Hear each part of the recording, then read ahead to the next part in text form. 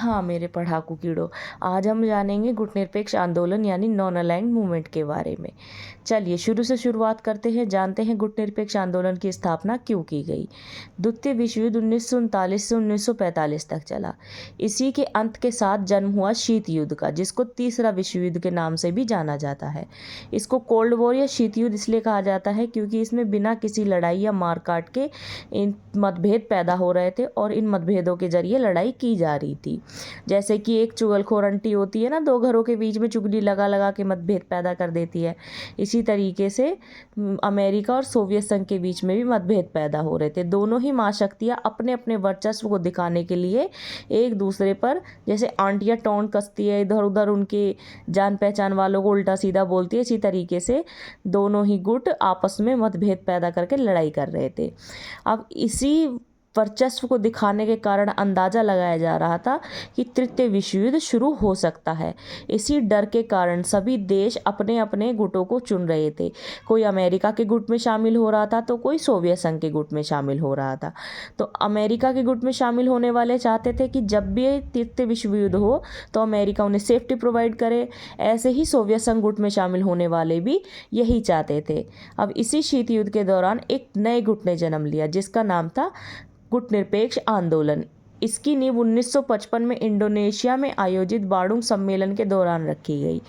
इस आंदोलन को बनाने वाले देश और उनके लीडर्स इस प्रकार है: भारत के जवाहरलाल नेहरू, इंडोनेशिया के सुकर्णो, युगोस्लाविया के जोसेफ ब्रोज टिटो, मिस्र के गमाल अब्दुल नासिर, गाना के क्वामे नक्रुमा का इसमें अहम योगदान रहा।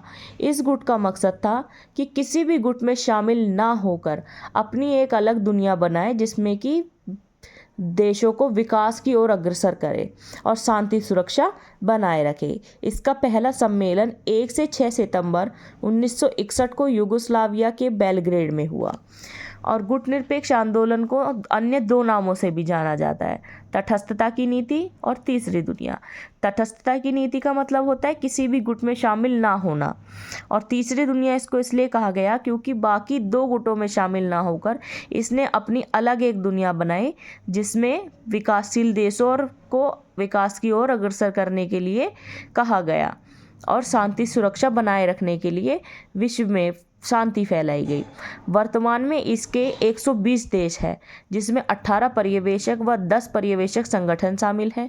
गुटनिरपेक्ष आंदोलन का हाल फिलहाल में 19वां शिखर सम्मेलन जनवरी 2024 में युगांडा के कंपाला में आयोजित किया गया था। इस सम्मेलन का विषय था साझा वैश्विक समृद्धि के लिए सहयोग को गहरा करना। इस सम्मेलन में लगभग 90 देश शामिल हुए थे।